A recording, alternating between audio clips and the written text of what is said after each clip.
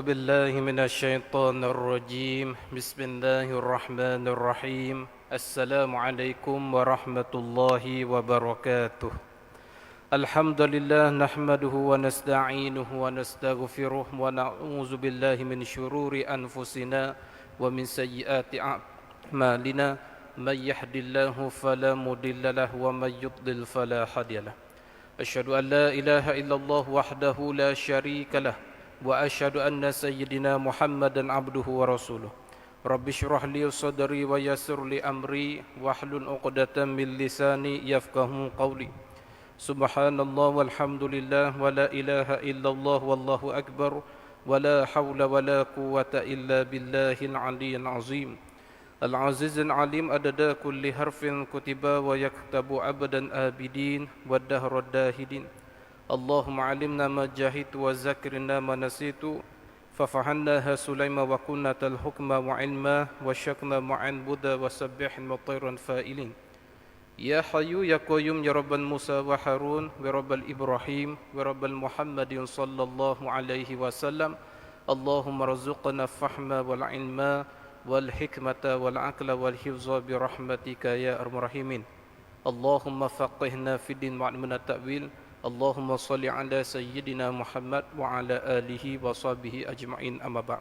Alhamdulillah, syukur kita kepada Allah Subhanahu wa taala dengan mengucapkan alhamdulillahi rabbil alamin.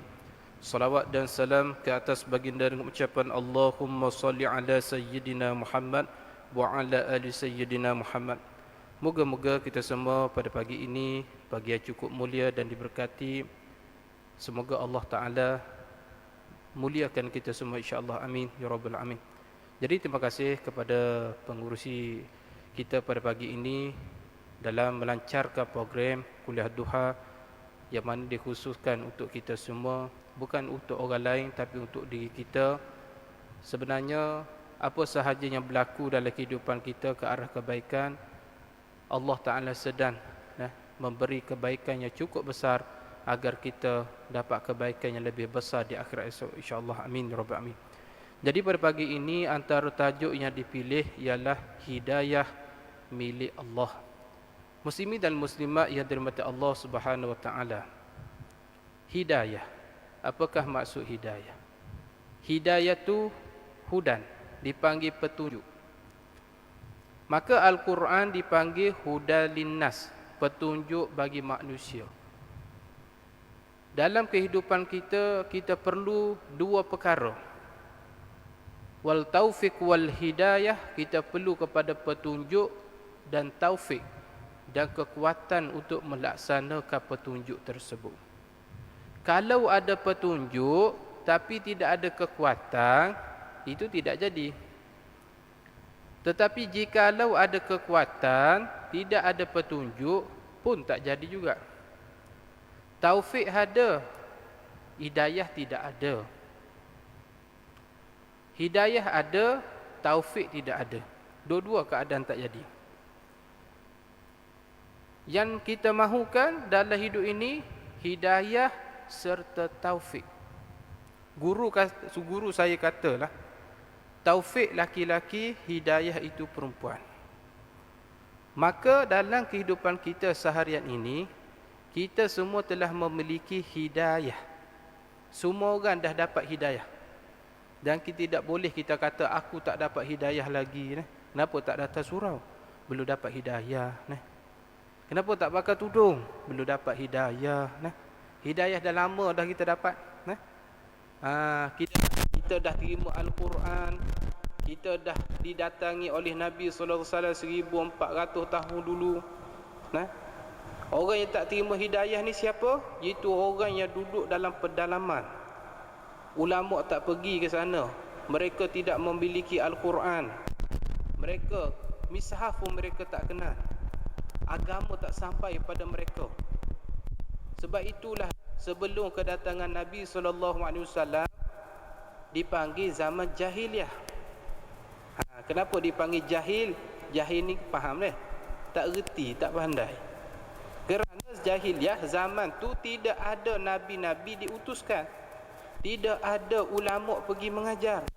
Tidak ada ada kitab-kitab diturunkan pada zaman mereka tu, sehinggalah Nabi Muhammad SAW membawa hidayah.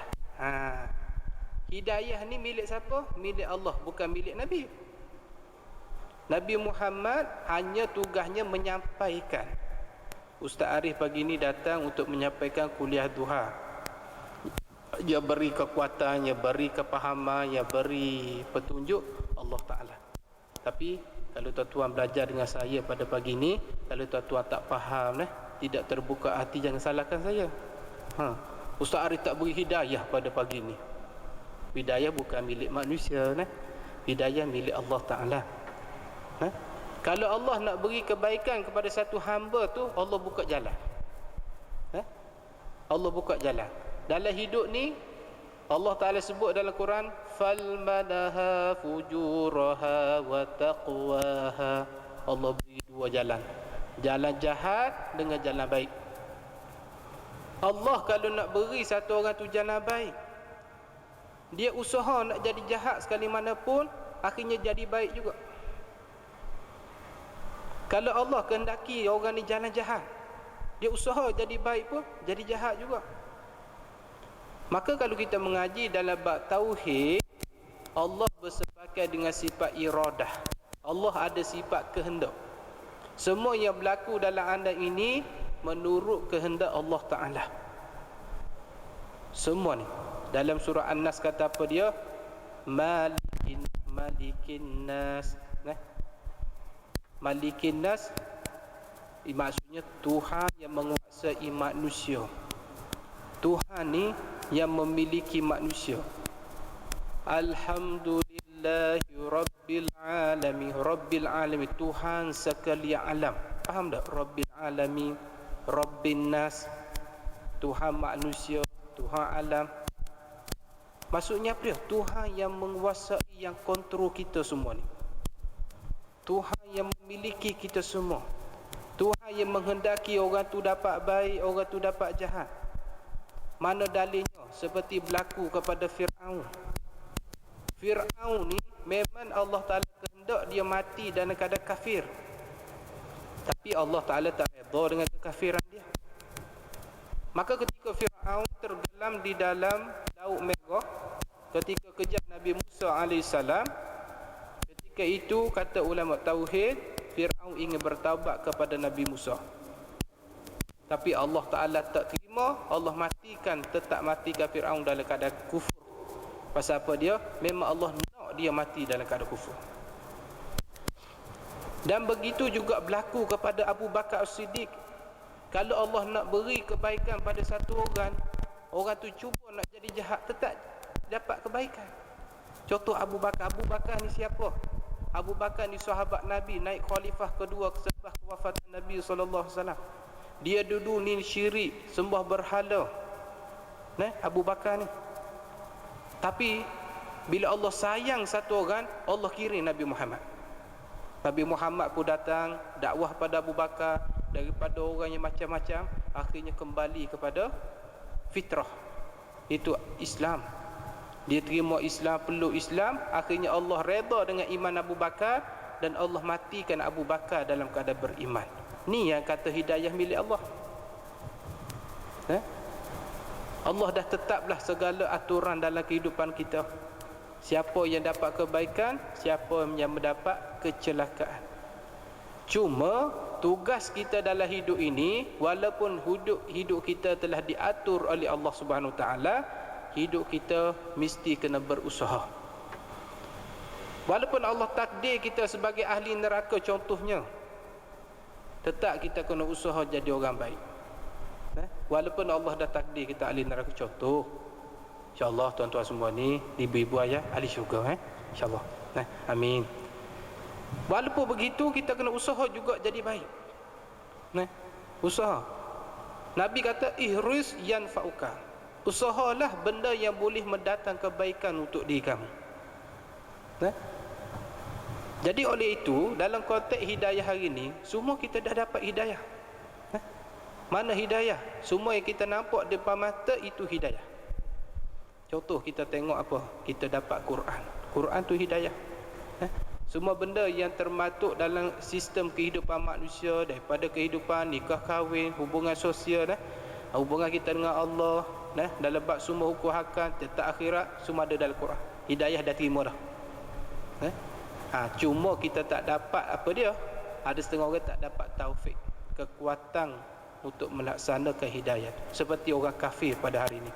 Mereka dah terima dah hidayah Islam, mereka dah tahu dah Islam tu begini, Islam tu baik, Islam tu bagus, tetapi kenapa mereka tak boleh masuk Islam? Kerana belum ada taufik, belum ada kekuatan.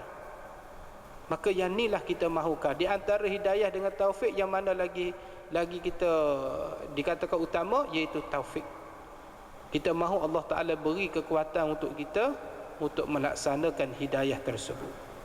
Maka kena banyak berdoa kepada Allah Ta'ala supaya Allah Ta'ala beri dua perkara dalam hidup kita. Yang pertama taufik, yang kedua hidayah. Baru lengkap, baru Allah Ta'ala beri kerajinan untuk kita melaksanakan ibadah. Allah, apa tanda-tanda Allah Ta'ala sudah beri taufik hidayah? Iaitu hati kita mudah mengerjakan ibadah. Orang lain susah nak mengerjakan ibadah, orang lain susah waktu cuti nak datang masjid, kita mudah aja pagi ni datang masjid. Maksudnya Allah sedang menolong kita untuk mendapat satu kebaikan. Jadi kerana apa? Kerana Nabi SAW sebut dalam satu hadis daripada Sahli bin Sa'id radhiyallahu anhu, anna Nabi SAW, Nabi kata apa dia? Li Ali radhiyallahu anhu, fa wallahi an yahdillah bika rajulan wahidan khairul laka min khumrin na'ami. Muttafaqun. Hadis riwayat Imam Bukhari dan Imam Muslim. Nabi kata, kata Sayyidina Ali karramallahu wajhah, demi Allah, sekiranya Allah Ta'ala memberi hidayah kepada seseorang melalui kamu, itu lebih baik bagimu daripada kamu memiliki unta yang merah. Maksudnya apa dia, tuan-tuan mati Allah? Kalau Allah Ta'ala ingin beri hidayah kepada satu orang, Allah Ta'ala bagi sebab dan musabab untuk seorang tu mendapat hidayah. Bukan maksud kita yang beri hidayah pada orang lain, tidak. Kalau orang tu nak terima hidayah, Allah bagi sebab dan musabab. Contoh seperti mana banyak sahabat Nabi SAW mendapat hidayah dengan sebab musabab. Ya tentu. Contoh, ramai orang kafir musyrikin pada zaman Rasulullah dapat hidayah.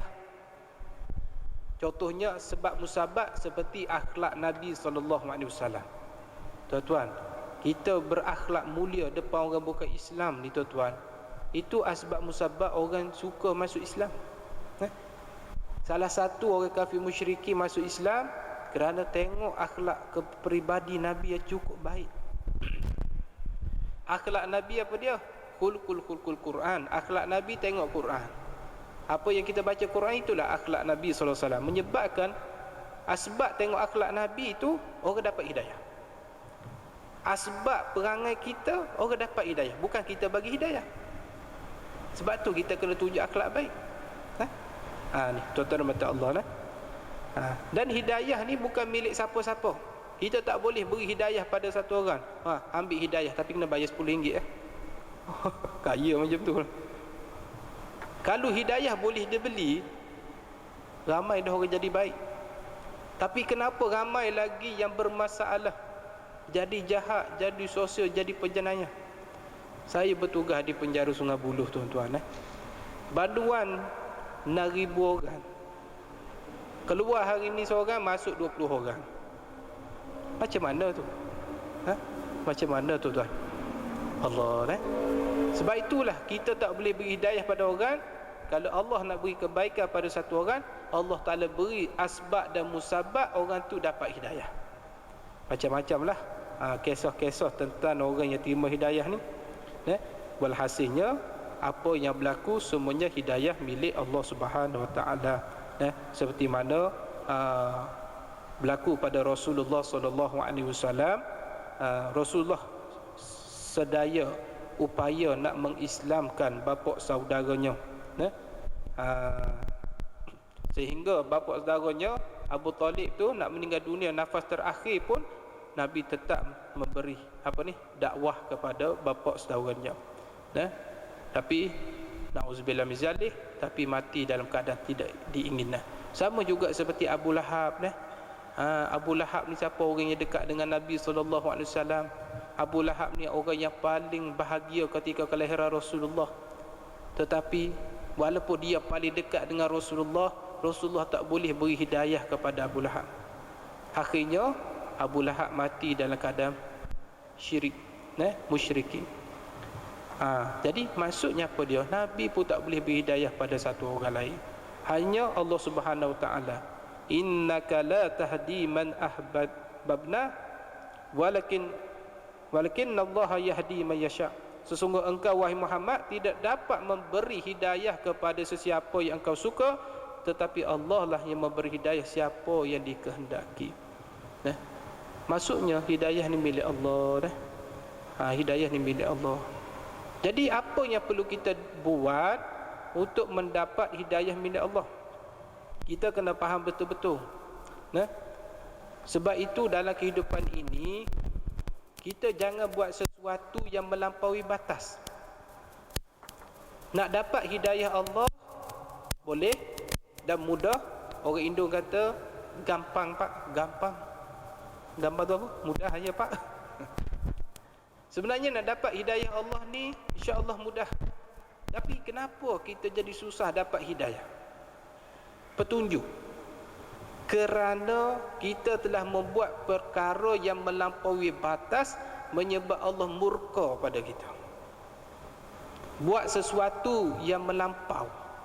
Dalam hidup ni jangan melampau. Bila kita hidup terlampau melampau sangat, melampau daripada sudut berfikir contohnya, yang tu jadi susah dapat hidayah tu. Ada setengah orang dia melampau berfikir sehingga dia tanya, Allah Ta'ala ni, Allah ni datang daripada mana? Lampau lah tu. Allah tu datang daripada mana? Itu melampau berfikir. Dan ada lagi yang melampau, dia mengatakan, buat apa kita orang Islam pakai tudung, dia kata. Itu orang panggil melampau dalam berfikir. Kenapa perlu pakai tudung? Yalah pakai tudung zaman dulu orang Arab tak apalah, pasal orang Arab ni kuat nafsu, jadi kena pakai tudung. Pasal orang Arab duduk bumi panah, darah dia panah, lepas tu dia suka makan kambing, sebab tu darah panah. Kita orang Malaysia ni tak makan kambing, jadi darah sejuk lah. Lepas tu pula kita ni hujan lebat sejuk. Kalau begitu tak perlu nak pakai tudung. Sampai tahap tu dia berfikir itu melampau dalam konteks pemikiran. Tapi kalau Allah Ta'ala kehendak nak dia jadi baik, Allah boleh buka pintu hati dia. Maka dalam hidup ni, kalau nak dapat hidayah Allah secara mudah, jangan buat kesilapan. Jangan silap dalam perbuatan kita. InsyaAllah mudahlah kita akan mendapat hidayah milik Allah Subhanahu Wa Taala. Jadi tuan-tuan dan Allah Subhanahu Wa Taala, kadang-kadang jelah kita ni bukan maksum kan. Kadang-kadang kita terlajak, terbawa-bawa, kita terbawa-bawa perkara-perkara yang melampaui batas dalam kehidupan ini. Sedangkan perkara yang melampaui batas itu telah merosakkan iman kita, akhlak kita, agama kita tu sendiri. Tu Allah Rabbina. Maka oleh itu terhormat Allah Subhanahu Wa Taala, kita kena berusaha, kena mendapat hidayah Allah Ta'ala. Hidayah ni kita dah dapat. Yang kedua taufik. Apapun tugas kita ni, kita perlu berusaha untuk perbaiki diri kita ke arah kebaikan. Antara orang yang baik ialah orang yang sentiasa ubah pendiriannya untuk jadi baik. Itu orang yang baik. Hari ini lebih baik daripada semalam, esok lebih baik daripada hari ini. Setiap hari dia melakukan muhasabah dan perbaiki diri dalam kehidupan dia. Dan antara tanda mati husnul khatimah, ulama kata tanda-tanda mati dalam keadaan beriman, sebelum dia mati ni dia sempat berubah ke arah kebaikan. Pada awal-awal kehidupannya macam-macam dia buat, macam-macam dia laksanakan dalam kehidupan dia, dosa, maksiat, lalai lara, murka, lawan Tuhan. Tapi dekat-dekat dia nak meninggal tu, dia sempat berubah.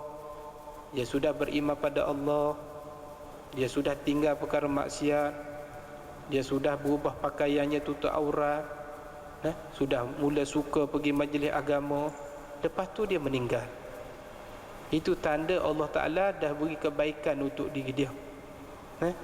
Sebab kebaikan ni tuan-tuan milik Allah. Jadi kenapa Allah Ta'ala uji manusia dalam kehidupan ini? Kerana Allah nak beri kebaikan yang besar dalam diri kita. Allah nak tengok siapa yang berusaha mendapat kebaikan dan siapa hanya berangan-angan untuk mendapat kebaikan. Jadi sebab itulah tugas kita dalam hidup ni usaha nak perbaiki diri. Kalau kita jenis yang dah terima hidayah, usaha kekuatan yang Allah Ta'ala beri kepada diri kita untuk muhasabah dalam kehidupan kita.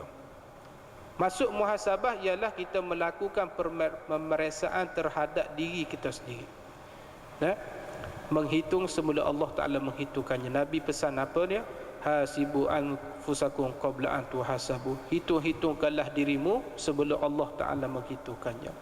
Apa maksud muhasabah ibu-ibu dan ayah mata Allah? Muhasabah ni kita tengok filem kehidupan kita. Pernah tengok filem drama kan? Sekarang ni banyak drama awal-awal tahun ni.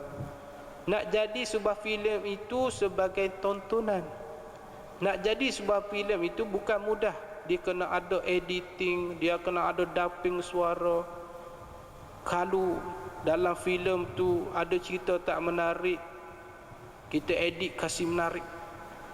Kalau dalam filem tu ada agenda tak senonoh, kita edit biar kasih hilang benda tu. Dalam filem kalau ada suara tak sedap, kita edit biar kasih sedap. Itu kehidupan kita. Maka kita kena tilik balik filem-filem kehidupan, kita putar balik filem-filem kehidupan kita. Sebelum tidur kita fikir, sejak aku daripada akhir balik ni sampai sekarang, apa yang telah aku buat dalam kehidupan ini? Dulu aku pernah tampar orang, kita edit potong. Dulu aku pernah makan rasuah, edit potong. Dulu aku pernah mencuri, edit potong. Perbaiki diri kita untuk kebaikan masa hadapan. Yalah, kita ni bukan orang baik tuan-tuan.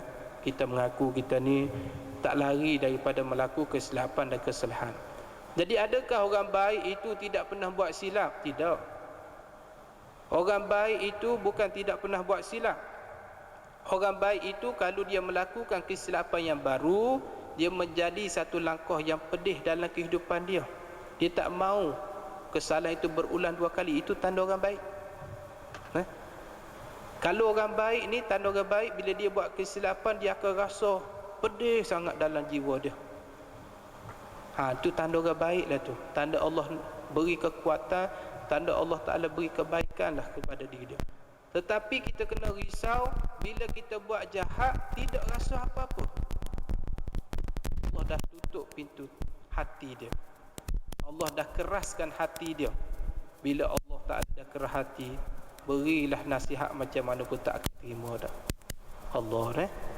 Tapi kalau kita buat dosa, masih ada rasa Allah, ada rasa takut pada Tuhan. Dan paling risaunya apa dia? Bila buat dosa, tidak ada rasa takut, buat je dosa. Allah Rabbi. Maka tanggungjawab kita pada hari ini, kita kena berusaha putar balik filem kehidupan kita. Cek balik apa yang pernah kita lakukan, benda yang tak baik dalam hidup kita. Edit, buat, kasih baik. Benda tak senonoh kita buat. Jadi memang betul lah tuan-tuan dan puan Allah, banyak kisah-kisah yang kita tengok di dalam hadis Nabi SAW dan juga Al-Quran. Kalau Allah Ta'ala nak beri satu kebaikan pada diri seseorang, Allah Ta'ala akan beri beberapa asbab. Beberapa asbab. Ada setengah orang, bila dia dah jatuh sakit, dengan sebab sakit itulah Allah Ta'ala beri kekuatan untuk kembali kepada jalan Allah. Ada setengah orang diuji dengan kesusahan, hidup miskin, Allah buka pita hati dia untuk jalan ke jalan Allah Subhanahu Wa Taala. Jadi cuma untuk melakukan perubahan dalam diri kita mesti konsisten, tuan-tuan. Kita mesti konsisten. Tak boleh kita bermusim. Kita nak berubah, kita nak bertaubat bermusim, tak boleh. Mesti konsisten sampailah kita mati satu hari nanti. Bila sebut nama taubat ni kita kembali kepada jalan kebenaran. Jadi taubat inilah salah satu kita nak mendapat taufik dan hidayah daripada Allah Ta'ala. Maka kita kena banyak berubah taubat. Taubat ni apa dia? Kita kembali kepada jalan asal kita, iaitu fitrah. Taubat ni kita U-turn balik. Dulu kita terlajak. Maksiat ni maksudnya terlajak. Allah Ta'ala kata, kalau contohnya, kalau nak berjalan, boleh berjalan sampai tahap ni saja. Tapi kita terlajak pergi lebih. Itu maksiat lah tu. Maka taubat ni kita U-turn balik. Kalau terlajak, U-turn balik kepada jalan yang dibenarkan. Itu taubat. Jadi nama taubat ni mesti konsisten. Tak boleh kita tunggu-tunggu taubat, tak boleh. Pasal apa dia, tuan-tuan? Ada setengah orang nak tunggu pencing dulu baru nak taubat. Okeylah, nanti aku pencing, aku nak datang masjid surau lah. Kalau sempat pencing, alhamdulillah. Takut tak sempat pencing, go on dulu lah. Tak sempat pencing, go on. Ingat tak? Orang ketua dulu kata apa dia? Tok dia umur 90, cucu dia umur 15. Tengok-tengok cucu mati dulu pada tok dia. Ni gambar berlaku lah. Sebab tu taubat tak boleh tanggung. Dan taubat kena berterusan. Ada setengah orang taubat bermusim. Kalau musim hari tu ustaz mengajar bab kiamat, dia taubat. Bila masuk tahun baru, lupa dah. Tak ingat dah. Tak mau gitu. Ada setengah orang dia taubat bermusim. Masuk Ramadan aku taubat. Lepas Ramadan maksiat balik. Tak mau begitu. Kena berterusan, konsisten taubat. Allah Rabbi dah. Jadi nama taubat ni kena berterusan. Jangan bila kita sakit barulah nak taubat. Bila kita sakit Allah. Bila kita dah jatuh miskin Allah. Tapi bila dah kaya lupa Allah Ta'ala. Bila dah sihat lupa Allah Ta'ala. Kita tak mahu. Ketika miskin kita mahu jadi hamba Allah. Ketika kaya pun kita jadi hamba Allah. Ketika sihat kita jadi hamba Allah. Ketika sakit pun kita menjadi hamba Allah. Dan tuan-tuan, kalau Allah nak beri kebaikan pada satu orang, Allah beri taufik dan hidayah. Banyak cerita-cerita dalam hadis menyebut, walaupun pada peringkat awal kehidupannya macam-macam maksiat, macam-macamlah dia buat, tapi akhirnya Allah masukkan dia ke dalam syurga. Contoh peristiwa berlaku dalam hadis riwayat Muslim dan Bukhari tentang seorang perempuan yang jual maruah diri. Dia beri minum kepada seekor anjing yang kehausan di tengah padang pasir Kota. Pernah dengar hadis ni kan? Jadi kenapa dia masuk syurga? Asbab beri minum kepada anjing. Masa tu dia rosak dah. Masa dia nak beri minum kepada anjing, datang sifat taubat dalam diri dia. Masa dia beri minum, bukannya beri minum pada anjing lepas tu masuk syurga. Ramai gitu. Kalau gitulah ustaz, nanti saya cari kucing lah ustaz. Saya judi dululah. Danduk-danduk dulu, belagu ayam dulu. Lepas tu cari kucing, bagi makan kucing. Syurga lah nanti. Bukan begitu. Maksudnya begini. Masa perempuan itu dia nak bagi air pada anjing, dia ada rasa sifat taubat. Dia tanya pada anjing, wahai anjing, engkau aku dicipta lebih mulia daripada kamu. Tapi kamu anjing tak buat perkara yang buruk seperti aku buat sekarang ni. Insaf dia. Asbab bagi minum anjing. Allah nak beri hidayah pada satu orang ni, jangan main-main. Sebab itu tuan-tuan, bila tuan-tuan masuk syurga nanti, tuan-tuan akan jumpa siapa? Para nabi, para rasul, wali-wali Allah, para solihin. Yang tu tak pelik pasal mereka memang layak masuk syurga, betul. Tapi tuan-tuan jangan terkejut bila masuk syurga, tuan-tuan jumpa satu orang yang jual maruah diri. Aku kenal kamu Halimah. Siapa kamu? Ada nama Halimah? Ada? Kalau ada tukar nama lain Bukan Halimah sini lah. Halimah, aku kenal kamu. Siapa ni? Kamu dulu kan tutup kan? Yalah bang, saya duduk di syurga sini bang. Abang kenalkan saya siapa dulu? Sebab abang pernah langgan saya dulu. Maka orang ditanya, kenapa kamu boleh masuk syurga? Begini bang, ceritanya panjang. Dulu saya ni dilahirkan anak yatim piatu, dan tak ada siapa yang jaga saya. Masa tu saya hanya berdikari dengan sendiri. Saya ada jiran orang kaya, tapi orang kaya hiraukan saya. Akhirnya saya nak keluar daripada kesusahan hidup. Saya pergi ke bandar besar dan saya cuba cari satu pekerjaan. Akhirnya dapatlah pekerjaan tu, kerja yang ringan tapi gaji besar. Akhirnya saya kecundang abang. Apabila saya dah terjebak dengan kes macam ni, saya jual maruah diri sudah lama. Akhirnya satu hari Allah Ta'ala nak tolong saya.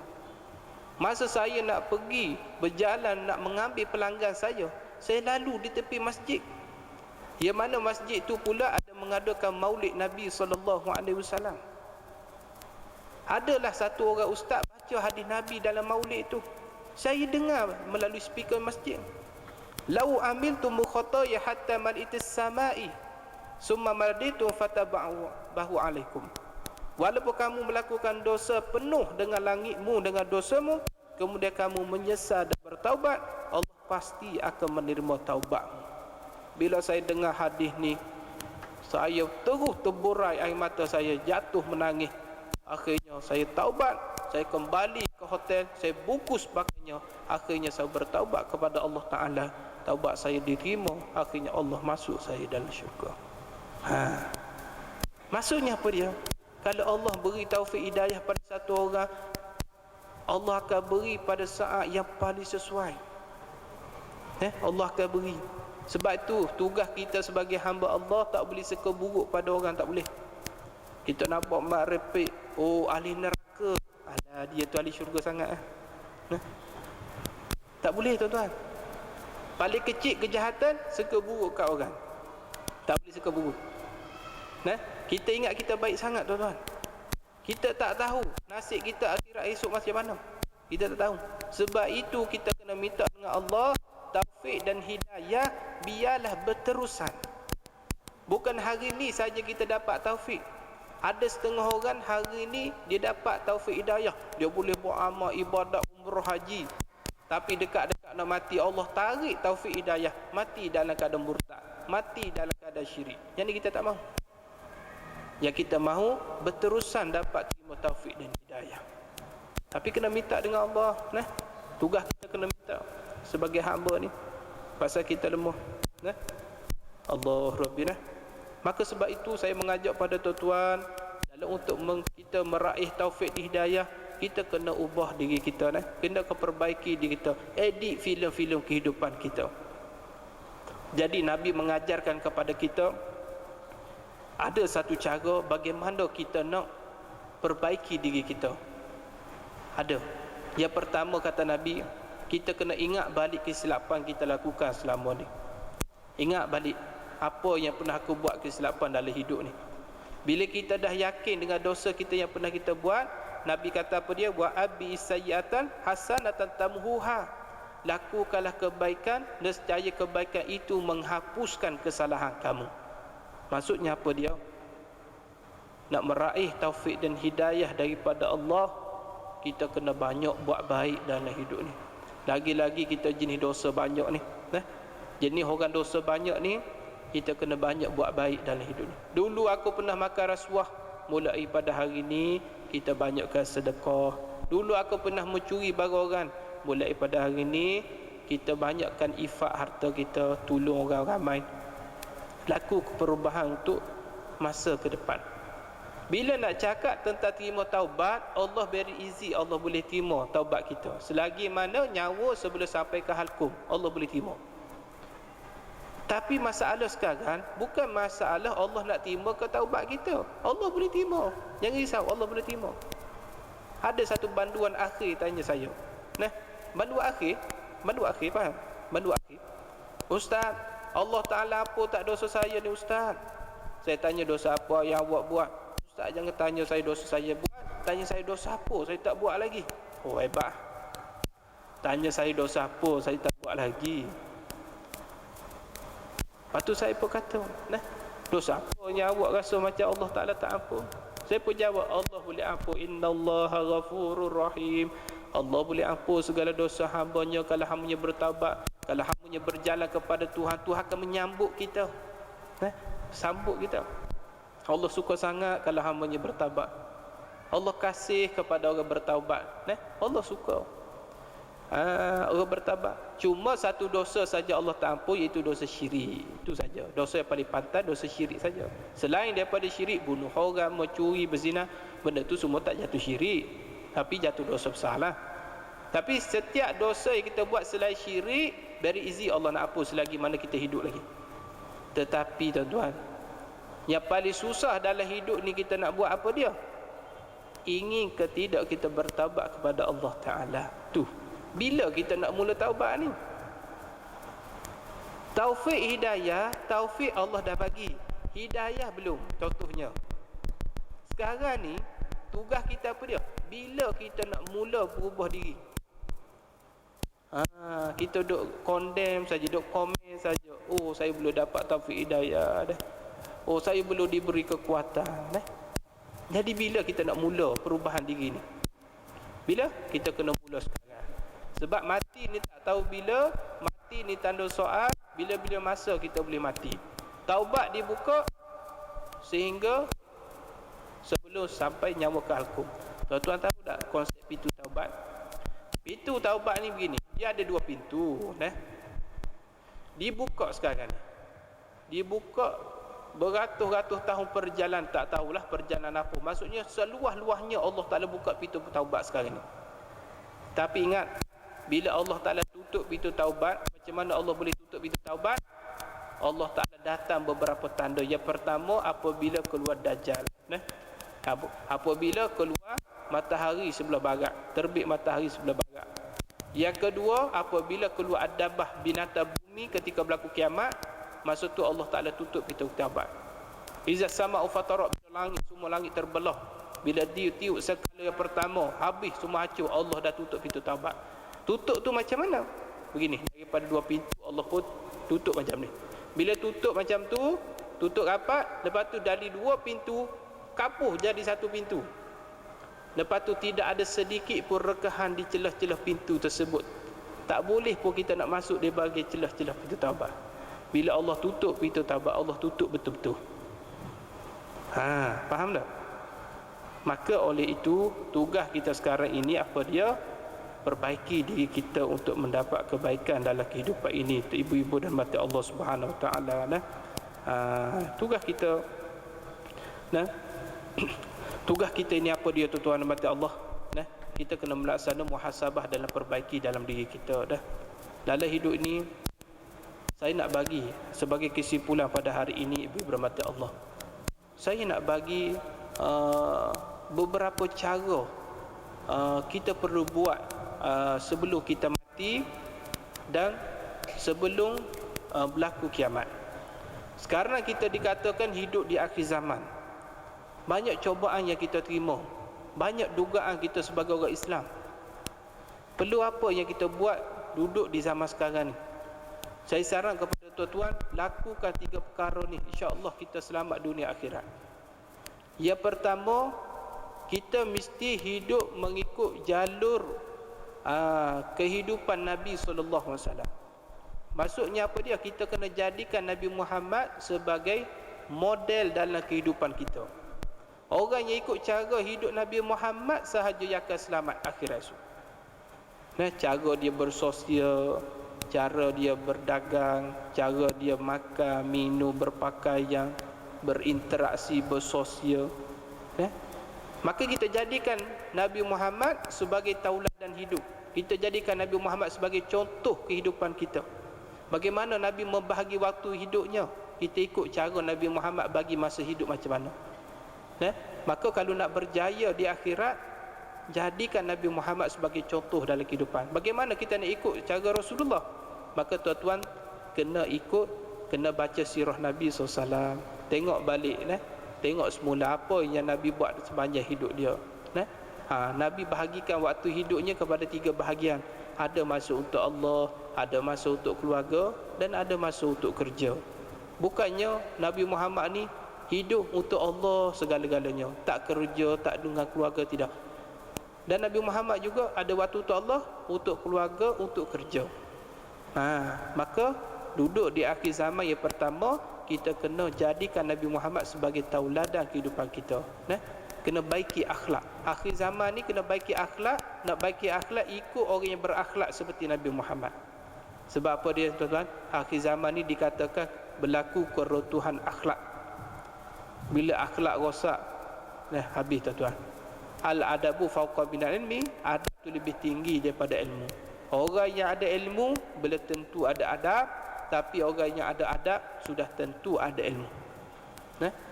Maka yang pertama perlu kita buat, ikut cara kehidupan Rasulullah. Yang kedua perlu kita buat duduk di akhir zaman ni, apa dia, tuan-tuan? Mendampingkanlah diri dengan orang yang baik dan juga ulama. Itu perlu kita buat. Kenapa kita kena kawan dengan orang baik? Kerana insya-Allah bila kawan dengan orang baik, kita akan terpias kebaikan itu kepada diri kita. Orang-orang Melayu kata apa dia? Kalau berkawan dengan orang jual minyak wangi, kita pun wangi, betul? Berkawan dengan orang minyak wangi, kita pun jadi wangi. Kalau kita hitam, terjatuh satu kelompok putih, insya-Allah kita jadi putih. Pasal kita kawan dengan baik. Maksudnya apa dia? Akhir zaman ni kita kena select, kena pilih-pilih siapa nak jadi kawan kita. Kawan itulah punca yang paling besar melakukan kerosakan dalam hidup kita. Saya tak nafikan, kerosakan anak berlaku dalam rumah tu juga, tapi sebenarnya kerosakan tu berlaku disebabkan kawan. Kadang-kadang budak ni tak reti apa, tuan-tuan, tentang dunia medsos ni. Tapi bila dia berkawan, terdedah dengan pelbagai jenis program-program yang disediakan pada zaman sekarang. Jadi rosak budak. Maka akhir zaman ni kena baiki akhlak. Bagaimana nak baiki akhlak kita? Kita kena berkawan dengan orang baik, kena berkawan orang soleh. Lepas tu kena mendapikan diri ulama. Tuan-tuan, ulama sahaja yang boleh tolong kita di akhir zaman. Dia sahaja yang boleh, bukan maksudnya dia sahaja, maksudnya ulama lah antara orang yang boleh buka laluan untuk kita mudah masuk dalam syurga Allah SWT. Tapi sayangnya akhir zaman ni ulama difitnah. Ini satu agenda Yahudi. Mereka tidak mahu orang ikut ulama. Bagaimana nak rosak agama? Mereka rosakkan masyarakat dengan suka buruk pada ulama, menyebabkan masyarakat tidak percaya pada ulama, tuduh ulama macam-macam. Akhirnya ulama tidak diikuti, maka rosaklah manusia ketika itu. Maka benda kita buat kena akhir zaman, kena duduk dengan ulama, kena tanya apa masalah hidup kita, supaya bila kita bertanya, kita dapat baiki diri kita, baiki hati kita, barulah kita selamat di akhir zaman. Dan last sekali, yang ketiga, benda yang kita perlu buat di akhir zaman apa dia? Kita mesti perbaiki diri kita ke arah kebaikan. Sampailah kita mati, kita perlu usaha ke arah kebaikan. Kerana apa dia? Allah Ta'ala cukup suka siapa yang berusaha nak jadi baik. Kita kena usaha. Bagaimana nak berusaha jadi baik? Kita muhasabah, kita bertaubat, kita insaf, kita bertawakal, kita beribadah kepada Allah.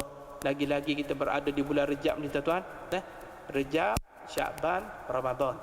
Rejab dipanggil Ashhurul Hurum, dipanggil bulan-bulan yang mulia. Ada 4 bulan mulia, salah satunya Rejab, dipanggil bulan mulia. Maka bila masuk bulan yang mulia seperti Rejab, apa yang perlu buat? Yang pertama Nabi amalkan satu doa.